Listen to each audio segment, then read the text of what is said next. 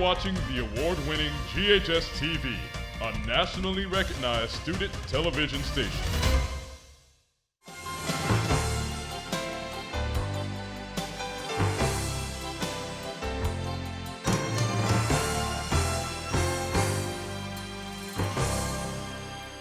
Welcome to Let's Talk Business. My name is Kelly Bolton, and thank you for tuning in as we have the distinct pleasure of hosting our community's foremost leaders, entrepreneurs, and civic heroes.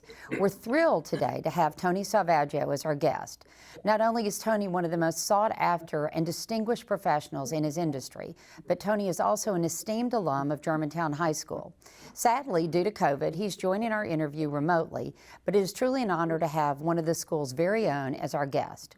With a long history of quality construction and integrity, the Salvaggio Group and the sister company, Memphis Door, has set the bar in home building. Please join me as I welcome Tony to our show. Tony, thanks for joining us. I'm sorry it's remote, but we're glad to have you here. You know, I think back to when I personally had the first distinct pleasure of meeting you. It was building 2 front doors, and from the very moment that I met you and you built, when I say 2 front doors, it was double doors, and the detail and the consideration that you took into just that single project, it was as if I was doing an entire home construction project with you. I mean, it was amazing. And so when we were looking for a guest for this show and thinking of all that's happening in COVID, I thought Tony's our guy. So Tony, tell us a little bit about your background and what inspired you to join the home building and the door industry. Well, so I grew up in the door company. My mom and dad started in 1972, and it was all I knew growing up. My dad actually dropped out of high school when he was a junior because his father was a demolition contractor and had passed away suddenly. So he had to make a decision to do what he wanted to do or take care of his mom and his sisters. So he started the company. And I grew up in it and went to college for a semester and always liked working with my hands. Grew up on the truck with my dad working. And he called me a couple of weeks before Christmas one year and he said, well, I've decided I'm going to become a builder and I'm going to get out of the door company. If you want it, you can have it. And I said, okay, well, you know, I just started college, Dad. Right. He said, well, you got 2 weeks to make a decision. And I said, okay. So, and then he called me back. He goes, let me clarify. You have to buy it. I'm not going to give it to you. Oh, So, yeah, that was a big difference, right? yeah, and I was 19 years old, so that was a tough decision to make. But I was an ATO at University of Memphis, and all my brothers supported me, and they encouraged me to do it if I felt like I could handle it. And this is the first year I've owned the company a year longer than my dad owned it. So it's it's pretty exciting time. Well, that's interesting. And so you started out actually with the door company, which is Correct. where I met you. And then Right. you've kind of evolved over time, and now you're doing home building and remodeling. Is that correct? Yeah, so my dad started building. I took over the company in beginning of '94, and Dad had just come off of being mayor in Germantown and ran for U.S. Congress and had just lost that election. So he started building some spec houses, and he had been doing some remodeling on the side. And he, as soon as I took over the door company, he said, you know, you need to get your builder's license. You need to go take that test. And I can't handle all of these renovations and additions, so I'd like to turn them over to you. You know how to do it. I'll walk you through it. I'll help you. And, you know, he taught me and my brother as kids, everything. We couldn't afford to pay anybody to fix anything in the house. We did everything. So from plumbing to electrical to framing to roofing, everything I'd kind of grown up doing anyway. So I got my builder's license, and then in 2000, well, end of 99, middle of 99, I continued in the door company, but then we formed the Salvaggio Group, which was myself, my brother, and my dad, and we started land developing and building in Germantown and Collierville. That's fabulous. Well, would you say there's a big difference in residential and commercial as a builder? Because do you do both? I know you do residential, but you're doing commercial work as well? We do both. We do Okay. probably a 50-50, maybe 60-40 residential. We cut our teeth on renovations, and then that kind of flourished into the home building when the market was really good in the early 2000s. And then really we didn't do any commercial work. I did a couple of commercial renovations here and there, very, very light renovations when I was remodeling, just to kind of get into it. Really, I encouraged my dad to get into commercial because we had never done commercial doors, and I landed a really big job with First Tennessee, probably prematurely for my knowledge in the business, but I got the job and I called my dad and I said, "You're not going to believe this. I just sold 1140 do First Now Tennessee." what And do he I do, goes, right? "What are you going to do now? You don't know how to install commercial Yeah. doors." And I said, Oh, "Well, no. I'm going to figure it out." So, Yeah. but that really gave me the courage to kind of expand the door company to where it was. And then I love commercial construction. It's just a different dynamic. It's all about just getting the work done, and it's got to be done, it's got to be perfect. It's got to be done right. It's got a lot of different codes, but I enjoy it. I love residential construction because I get to deal with the client a little bit more. Commercial, it's more, here's the plans, do the job, get it done, tell us when we can move in. Right. But You we get to started be our more first creative. on like. So you get to be a I'm lot sorry. more creative when you're doing residential work. Yeah, commercial's a little less creative. Although with the commercial jobs we've done dozens of commercial jobs, but the Poplar Pike jobs by the high school, right outside the front door, we used to park over there in high school, and then we ended up buying the property and we built the three 1920s medical style buildings, and then after that, we transferred over to the brownstone property we bought from Jim and Ganell Roberts. And that was a spec project. We sold to Memphis Radiology. And then obviously we moved our business over here on Poplar Pike. And we built Farm and Fries on Poplar Pike. We're currently working with Justin Thomas, who owns the old Victorian house across from the high school, on a restaurant project that we're trying to get started. We've got some other ideas for this area, but that's fun commercial for me because I get to be creative, and those are what we would refer to as a boutique project. That's not just a big building.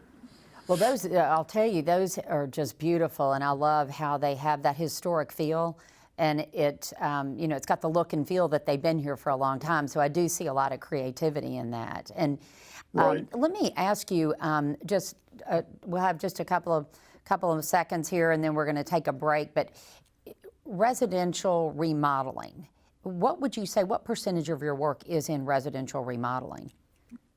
I'd say about 70% of our residential work is remodeling. And the not other new 30% is new construction. Yes, ma'am. That's interesting. Well, good. It looks like we need to pause for a short commercial break, so please stick around.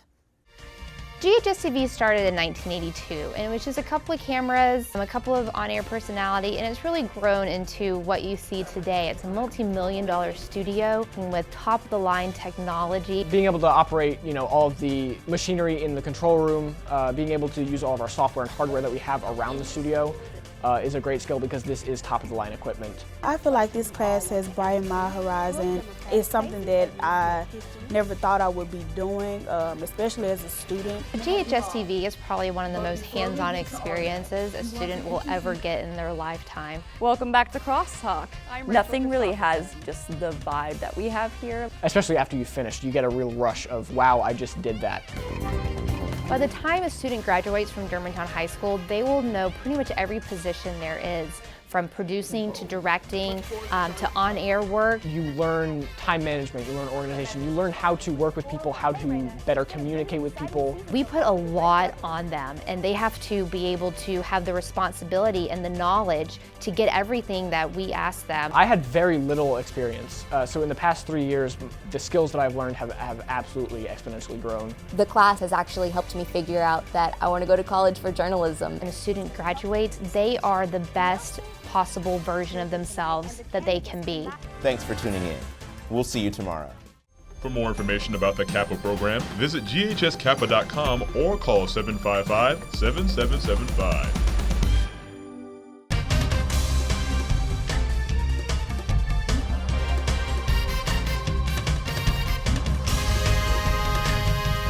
watching the award-winning GHS-TV, a nationally recognized student television station.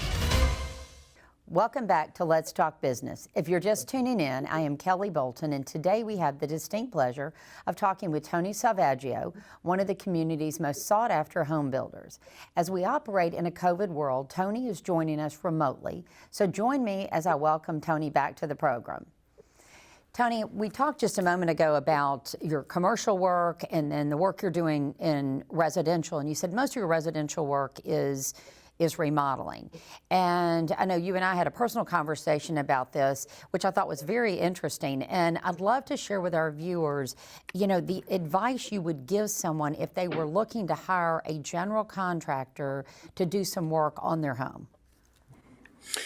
Hiring a general, everybody thinks they can renovate their own home, and there's a lot of shows that encourage people to do that, and a lot of people can, but the best part of having a general contractor is you got a licensed contractor, they pull permits, they understand the rules and regulations, they understand potentially zoning issues and things like that in cities like Germantown and Carterville and the municipalities that are very strict. Having a general contractor is basically having an insurance policy to make sure that your house, which is typically a homeowner's biggest investment, whether you live in a $75,000 house or $1,075,000, it doesn't matter. It's typically a person's biggest investment. So you've got to make sure that you do your homework. Check with Home Builders Association, Better Business Bureau, all those different groups, and make sure that you've got somebody who is respected in the community, understands what they're doing, and first and foremost is licensed and insured. Well, let me ask you this. And this is not one of the questions that I planned on asking you because I had a list, but that kind of makes me think, I'm looking at contractor A and contractor B, and they both look for the same project at the same bid sheet or whatever I'm saying that I want to do, and one comes in so much less than the other.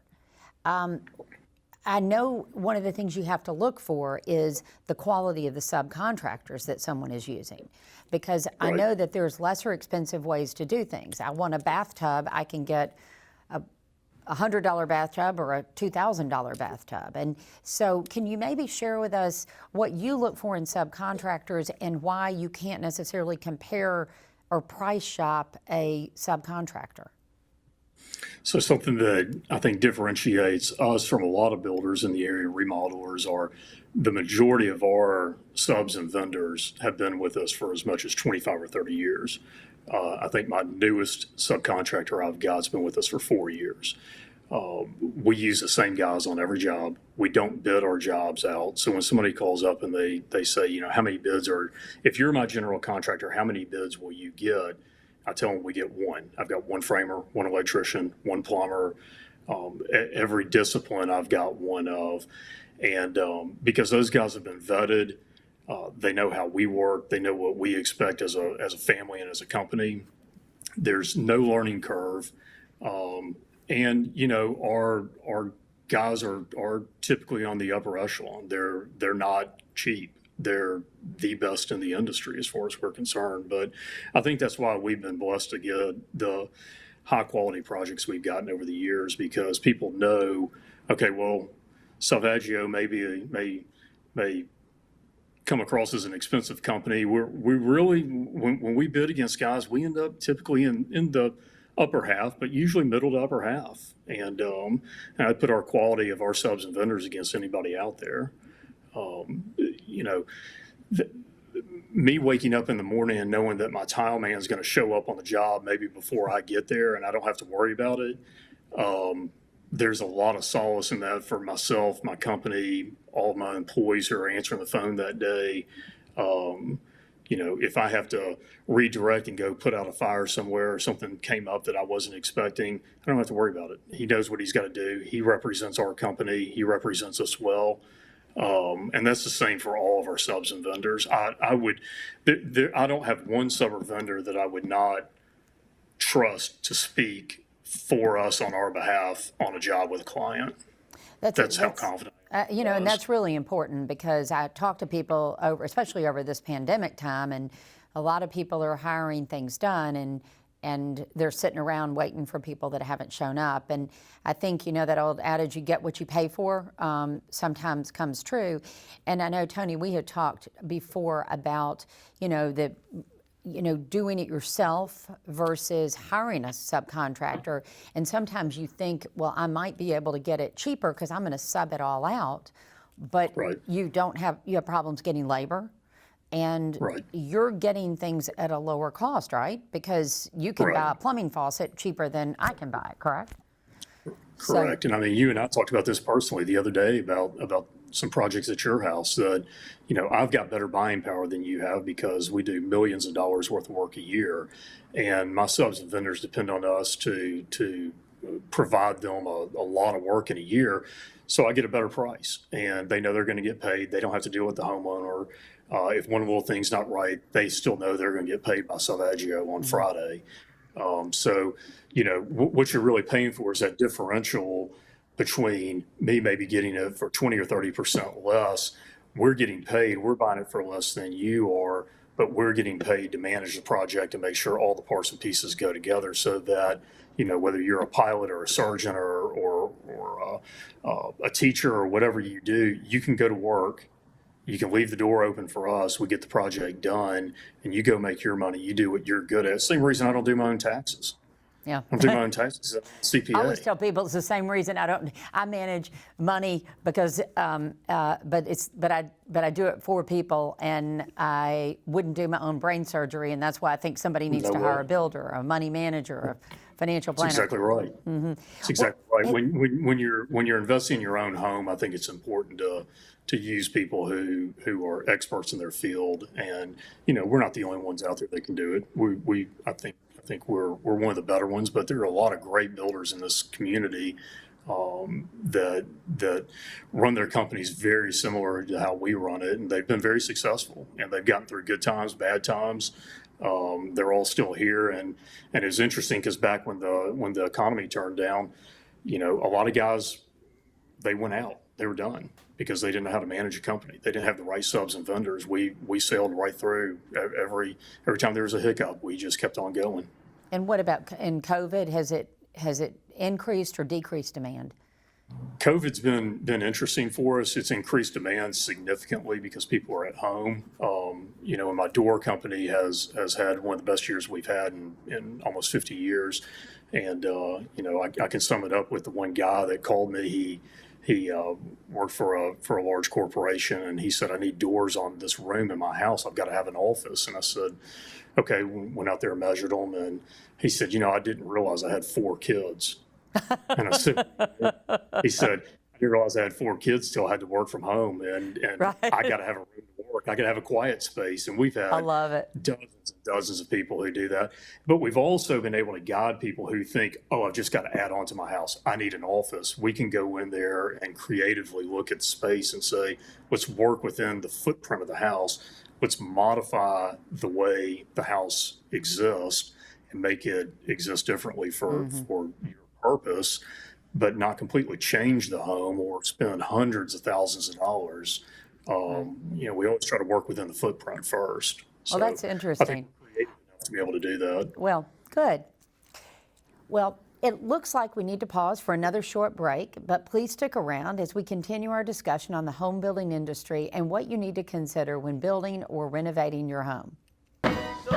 We see the potential in every single student. That sounds like a confession to me. I love watching these kids as they start as freshmen in high school and watching them mature and grow. At last, my right arm is complete again! The theater program at GHS, it's something special. Is very intensive, it's very interactive. When a student starts here their freshman year, they start with Introduction to Theater.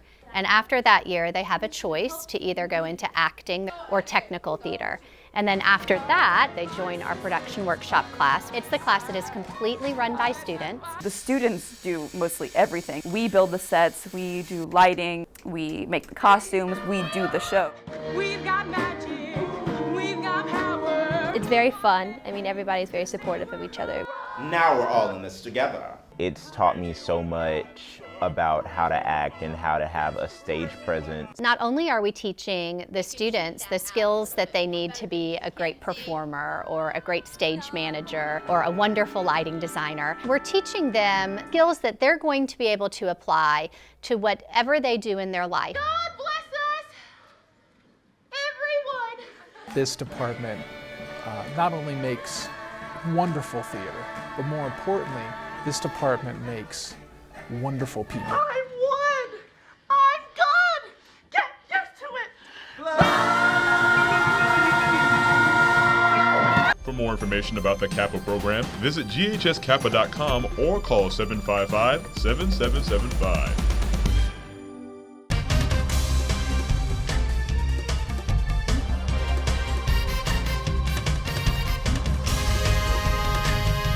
You're watching the award-winning GHS-TV, a nationally recognized student television station. Thank you for joining us on Let's Talk Business. I'm your host, Kelly Bolton, and today we've been discussing home building and renovation with Germantown's own Tony Salvaggio of the Salvaggio Group and Memphis Store. Please welcome me as Tony joins us via camera as we conduct our socially distanced interview. So Tony, thank you. And I feel like as I'm talking to you, I've got more and more questions, and especially as everyone's cooped up at home watching HGTV, and as you just said before we took a break, recognizing that they have 4 kids and they have pets and they don't really have privacy and that sort of thing. So I know that COVID and this coronavirus has definitely kind of change the way things happen. What about cost of materials, though? Are material costs going up right now, or are you finding them to be stabilized? Material costs have gone up. Traditionally, they go up every year. Typically, towards the end of the year, we get our cost increases. But this year's been a little different. They've been up and down. Lumber was up 30% the last couple of weeks, and we just took an 18% drop. It's the first time I've seen slabs in the ground where guys were waiting to see if lumber came down because it was impacting budgets that heavily. Wow. So we've done the same. So COVID's definitely been something unusual that we've all had to learn to deal with and cope with and morph into something a little different and continue our companies. But it's been a challenge, to say the least. Yeah, I could say I can see that it would be. What about when people come to you and they say, Tony, I bought this house. I love my house, but I want to change this and this and this. And as they go through, it's more and more and more. When do you find that it's the right time for people to just say, sell the house, build a new one, or sell the house, find something closer to what you like and add on? Because I know that you hear builders talk about the cost of remodeling versus new construction versus buying existing. What are your thoughts on that? Well, remodeling typically is always more expensive because we're working around a family typically, because most people don't have the luxury of just moving out and giving us their house for 6 months or however long it takes.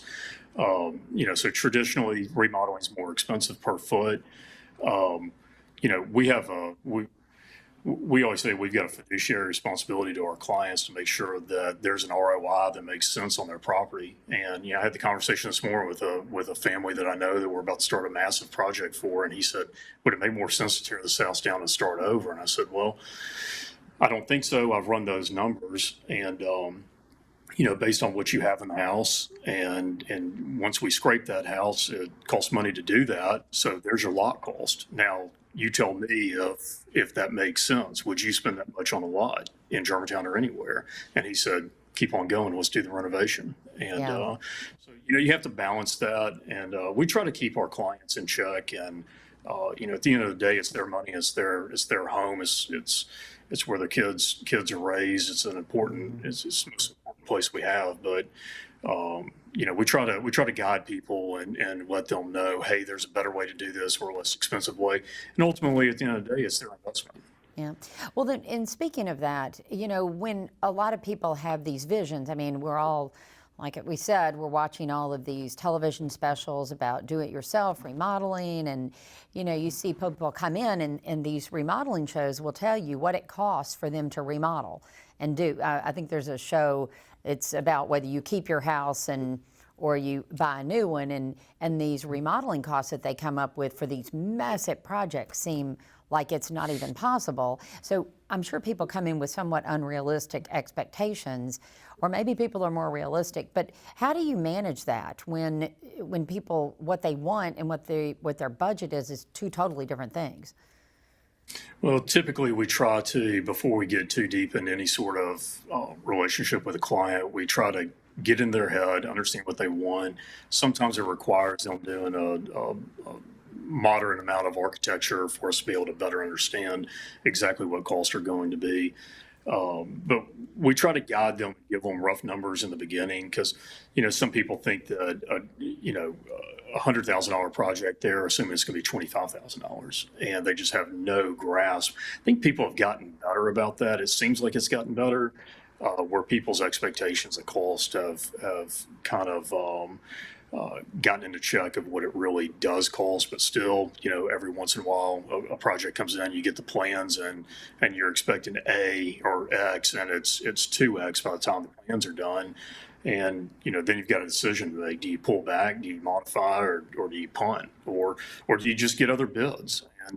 And we've got a client right now that we did that for, and with all the changes between the times we got the plans and the numbers that we expected, and it was 40% more than we were thinking. And I encouraged them, if they didn't want to change the plan, to get some more bids and see what other guys' numbers come in.